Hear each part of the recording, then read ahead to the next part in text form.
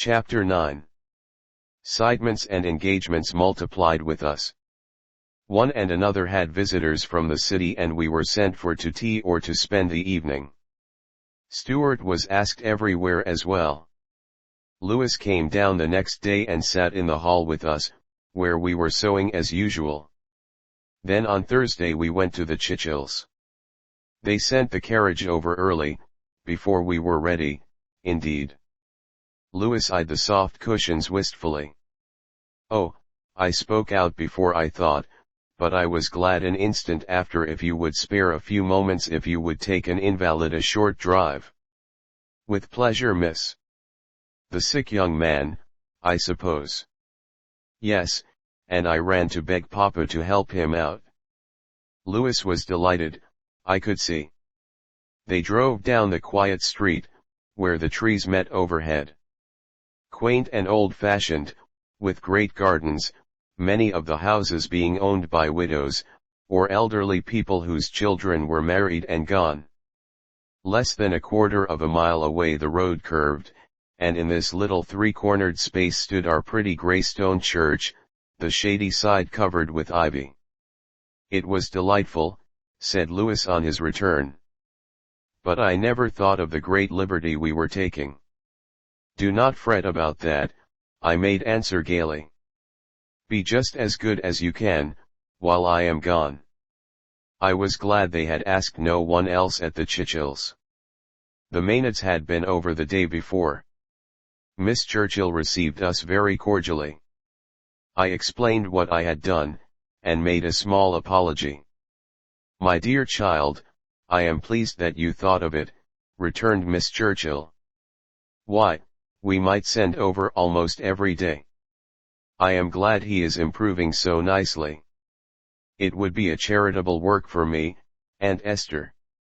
Such a little satisfies Aunt Lou that I do not keep half busy," said Mr. Ogden. "I never knew you to have such an industrious fit," replied his aunt. "But I have been in business for a year, you see, and have ceased to be an idler," and he made a comical face. Miss Lucy came down soon after. Then we had a nice cordial time talking about books and looking over pictures. Sometimes 2 or 3 voices sounded at once, not from any ill breeding, but because we all had so much to say. Then we would laugh and subside, and begin again. I almost wondered how we dared feel so much at home, and utter our everyday thoughts unreservedly. Mr. Churchill joined us, and the conversation, asking about church matters, and if we were going to take the Sunday school to the Cascade again. Were there many sick in the parish? Not very many for the season of the year, I made answer. Our town is about as healthy as any location I know. Why people must be running off to watering places and leaving comfortable houses, I cannot understand. The grand thing is change. Most of us do get tired of running along in one groove. Why, Esther? I thought you considered the doctrine of change a great heresy." And Mr. Churchill looked surprised.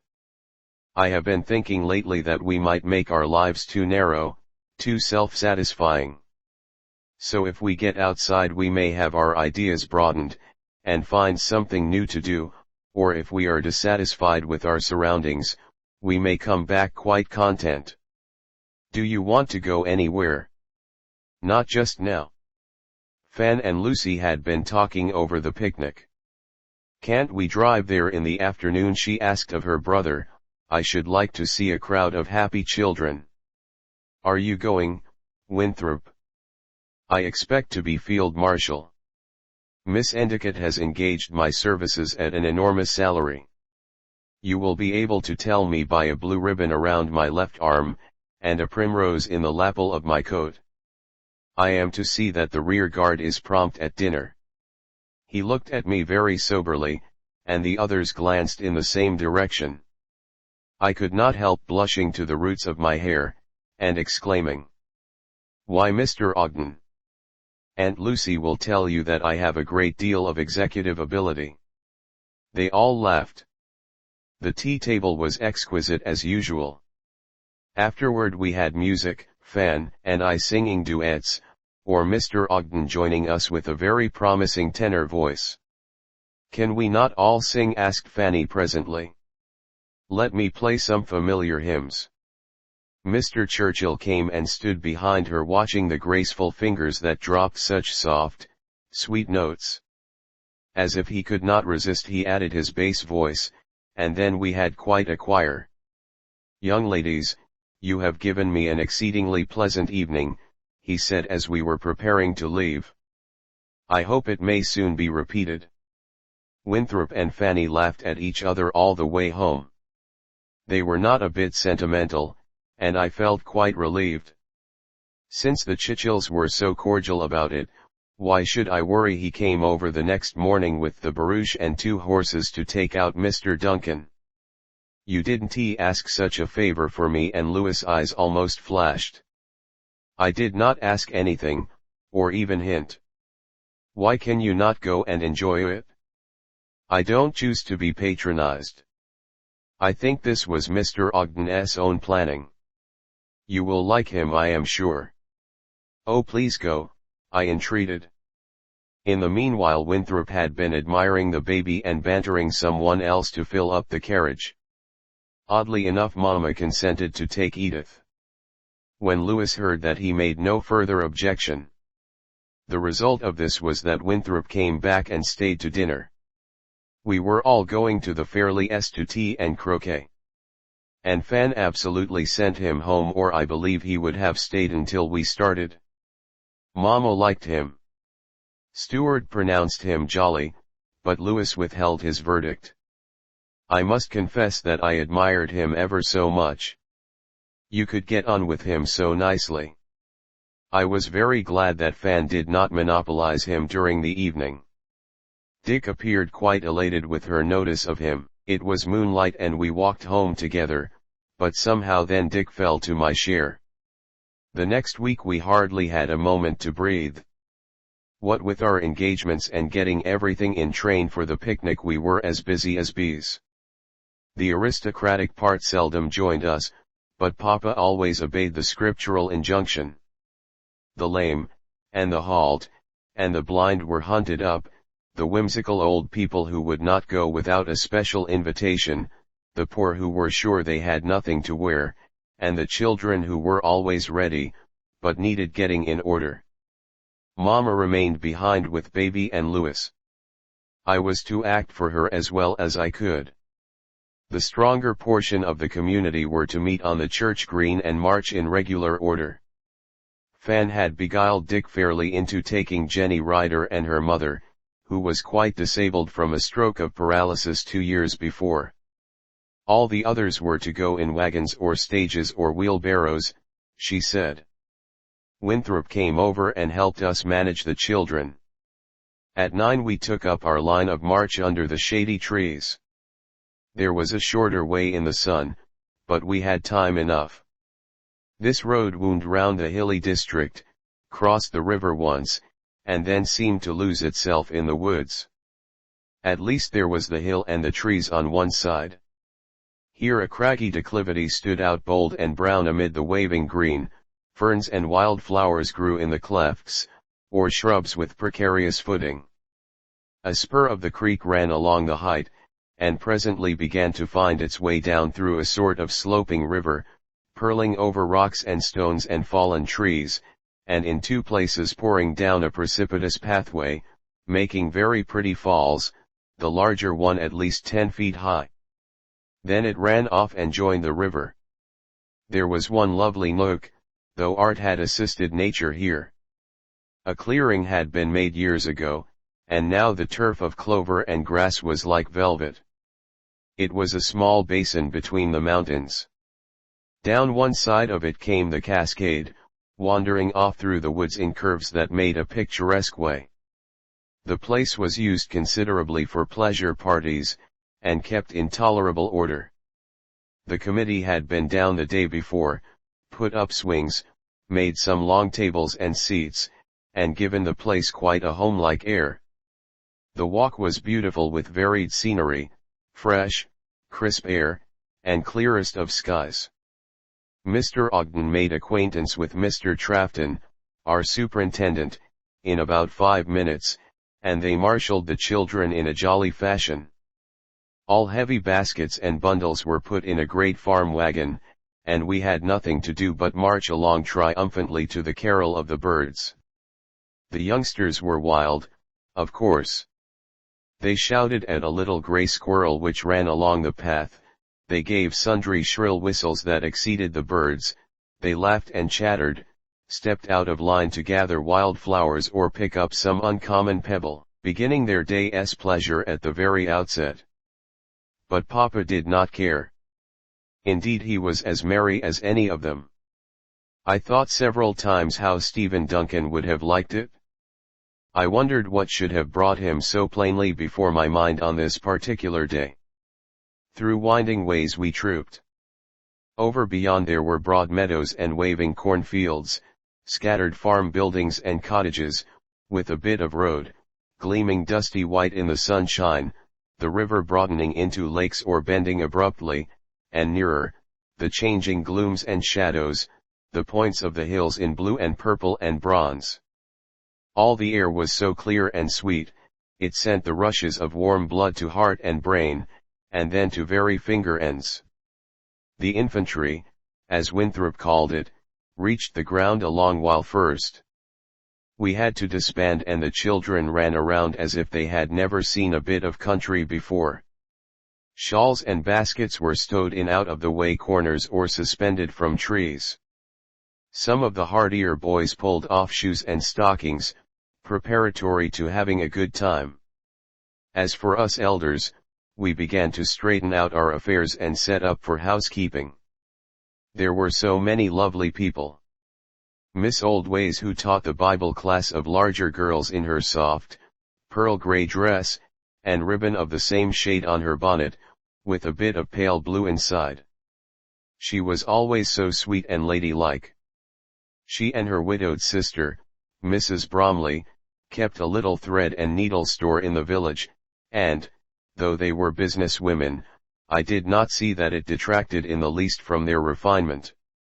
Annie and Chris Fellows were with us, and Mrs. Elston, though she had 4 children in the Sunday school, but I think she would have enjoyed herself anyway. Mrs. Fairley and Kate had gone to the seashore the day before, with the Wests and some others. Then there were mothers and aunts of the children, and several of the farmer families nearby.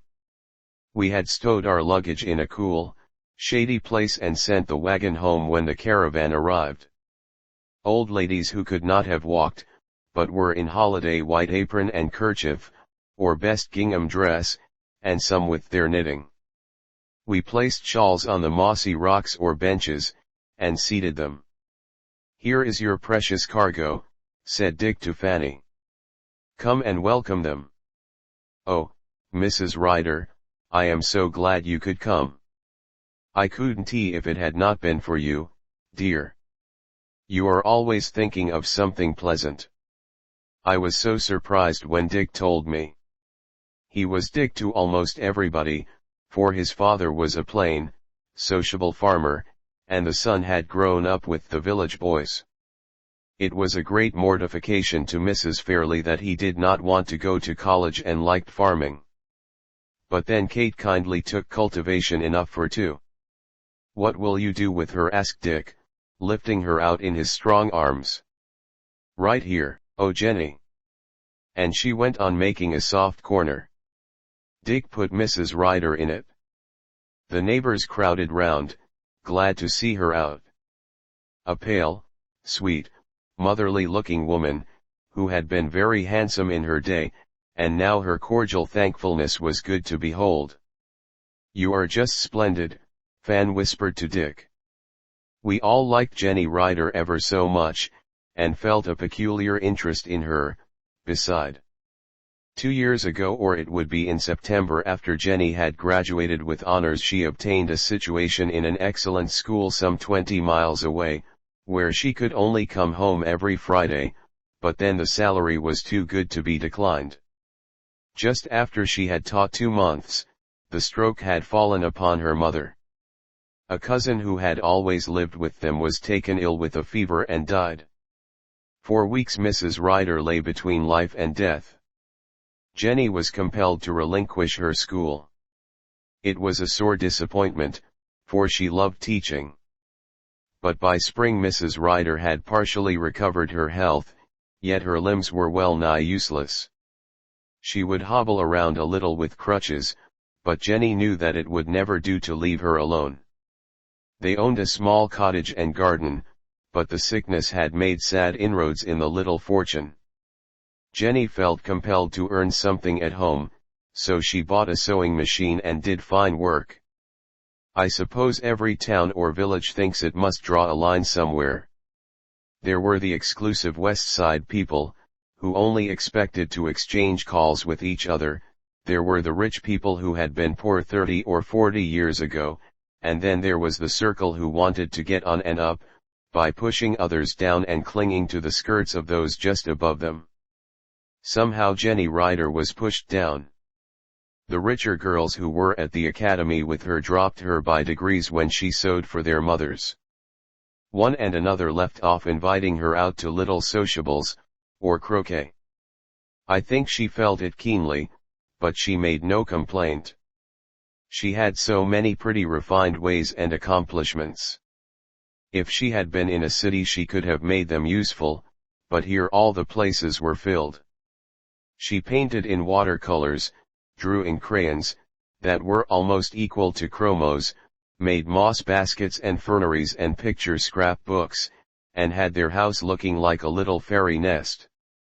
And she was so sunny and cheery, and really charming when her true self had a chance to peep out from the fence that circumstances and ignorant people built about her. "Oh," she said glancing around, "it is like a bit of heaven framed in isn't it? Just look at the sky overhead and the tree tops and mountain tops holding it up, as it were. And a whole long, lovely day. I did not expect on Sunday that I could come." "It's the daily bread for this day," said Papa softly, as he was shaking hands with her mother. "And cake and cream and fruit off of the 12 trees, and the 70 palms with their shade and beauty. You have brought some sunshine. You seldom go empty-handed, Jenny," said Papa. Dick turned and looked at her just then. She had such a clear, sweet, tender expression, the nameless something better than beauty. A slender, graceful figure, white and peachy pink tints with brown hair and eyes. Her dress was white and a marvel of workmanship, with its bias tucking and straight tucking and bands of embroidery that she had done herself. Fan once quoted her, but Mama reminded her that there were 7 of us, and that tucks must be divided by that number. "And I am going to have a splendid time. Mother, here is your book. Are you quite comfortable? If you don't mind, I will take a ramble with the girls. You and Mrs. Conklin can have a nice talk." "No dear, go on." Mrs. Conklin had taken out her knitting. She was from one of the farms over the river, a healthy, happy, rosy-cheeked grandmother, her fingers flying fondly in and out of the tiny red clouded stocking. "Where will you go first?" asked Dick of the group of girls. "To the Cascade," replied Mr. Ogden. "You are not girls," said Fan saucily. "But you know you wouldn't that one of us were left behind," he quoted sentimentally. "Don't flatter yourself too much. Modesty is becoming to young people. Do you expect to find the old ones sitting on the steps of time, with faces grimly uncovered?" They all laughed. Fan took Jenny Ryder's arm, and Dick filled up the path beside them, so Winthrop fell back with me. Stuart was right behind with the prettiest girl he could find, as usual. On we started, but ere we had reached the first ascent we saw numerous followers in our wake. "It is like a picture," exclaimed Winthrop. "Or better still, a series of pictures. Oh, look at this moss. And these tiny ferns." They all stopped.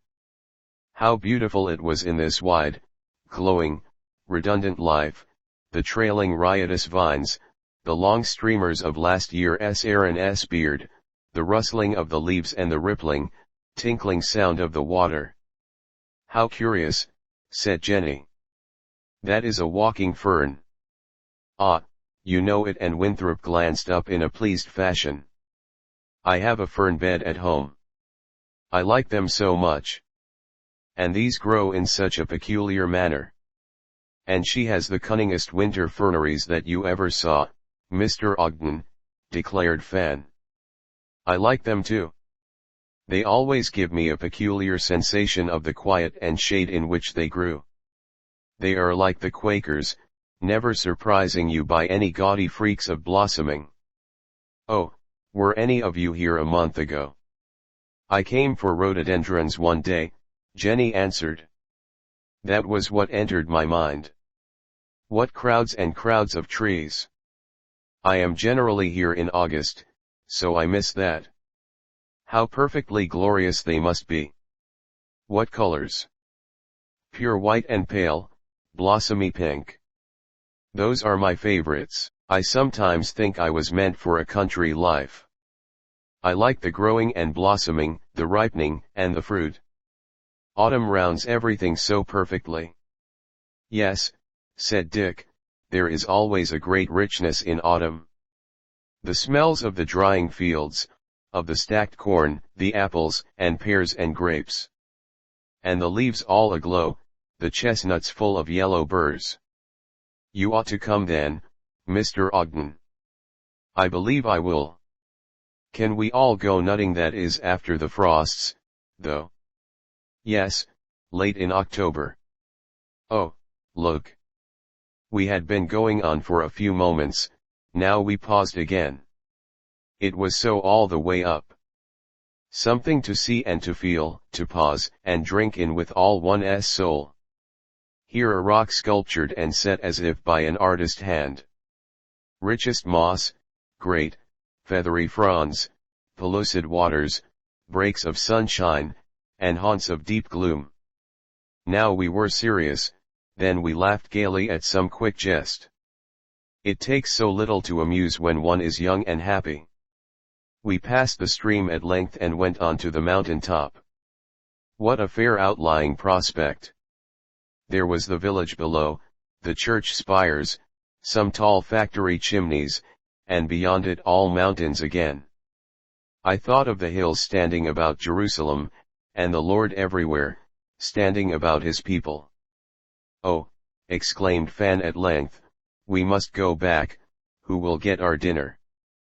Who will eat it is a subject for our more serious consideration, said Winthrop.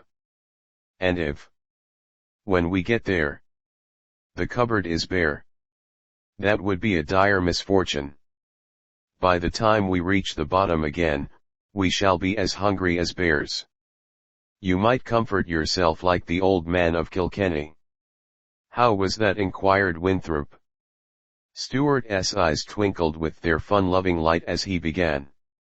There was an old man of Kilkenny, who never had more than a penny. He spent all that money in onions and honey, this wayward old man of Kilkenny. They all laughed heartily. We began our descent but were changed about somehow. Everybody helped the one who came to hand. Now it was Dick, then Mr. Ogden or Stuart. We slipped and scrambled and uttered small shrieks, making the way very lively.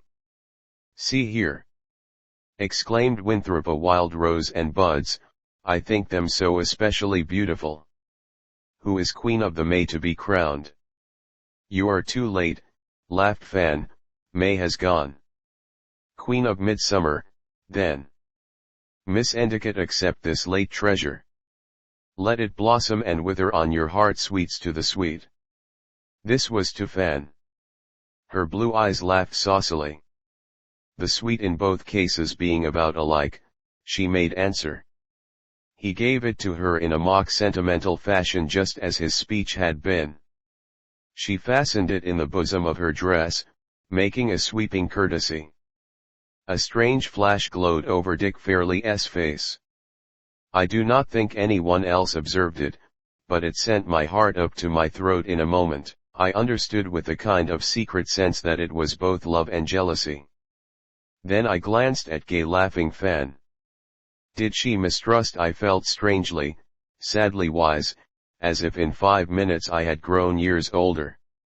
A thing like this coming into our very midst. Well, among so many girls there would probably be 1 or 2 marriages, and who more likely than winsome, beguiling Fanny. In the valley they were at work. A fire had been kindled and a great tea kettle was swinging in the blaze. Baskets were being unpacked. Tablecloths and dishes laid out, and everybody talked at once. "Rose," said Papa, "I have been looking for you. Miss Oldways wants you to help with the table." "Where are Daisy, Lil and Tim?" "Nellie promised to keep watch and ward today," and with that I shook out my large white kitchen apron which nearly covered the skirt of my dress, and went to work in good earnest. "I suppose we do enjoy things better when we have to work for them," said old Mrs. Granby. "We rush round helter-skelter, get our puddings shaken up and our nice crisp pie crust jammed and broken, and eat biscuits that have been spread for 3 hours, and a bite of cold meat, and after we have gone home to think it over it seems ever so much better than a great dinner. The good fellowship adds.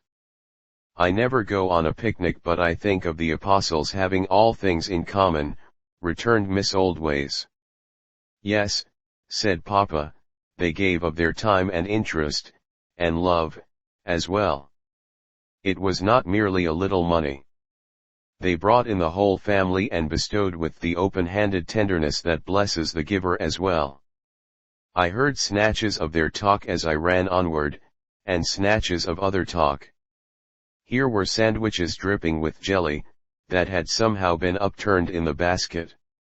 "Jelly is fashionable with meats," suggested someone. "There. I haven't tea put in a single spoon. And I took the trouble to tie red threads around each handle, then left them on the dresser. That was smart. We will reverse the order of things and have 2 creams with 1 spoon, the second to wait until the first is served. Is every plate used? Let us count.